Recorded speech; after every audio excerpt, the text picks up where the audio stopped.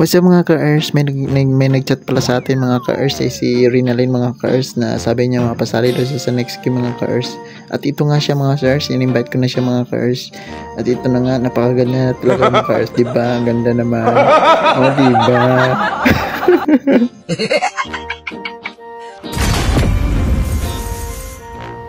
Pagdating dito mga ka-ers, nagalit siya mga ka-ers kasi bandang kasama namin yung hero niya na si Eudora mga ka-ers, kaya pick lang niya si Aurora mga ka-ers. Pagdating dito mga ka-ers, magaling talaga siya rumispa mga ka-ers, kaya lumalapit talaga siya sa akin mga ka-ers. May gusto ata to sa atin mga ka-ers. Ala, susunod siya sa atin mga ka-ers. Ilang beses na ang puso mo'y naponit, nagagalit pag sinasabihan ka, oh yeah. XB!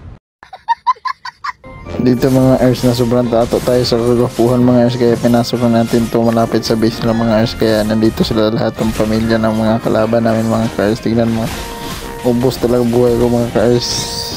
Andito naman mga ka-ers, magigigil talaga kalaban natin mga ka-ers, kahit si Lucas mga ka-ers na napakatigas. Tingnan mo mga ka-ers, sobrang gigil niya mga talaga mga ka-ers, kahit mayroon pa tayong revitalize mga ka-ers, kaya nahihirapan talaga kalaban natin sa atin mga ka-ers, kaya sobrang kunat natin mga ka-ers.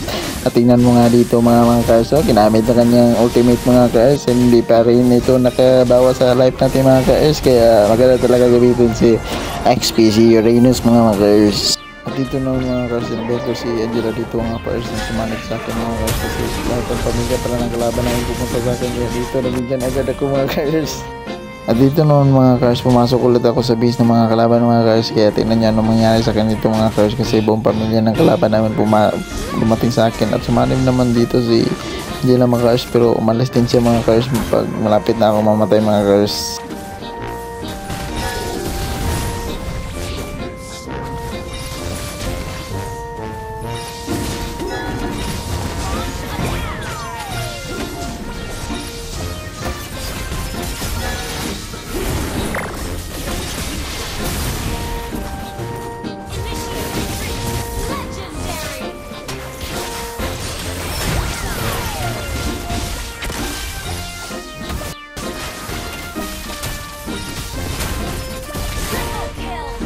At dito mga ka-ers, tatapusin na namin ang laban mga ka-ers, kaya salamat sa panonood mga ka-ers.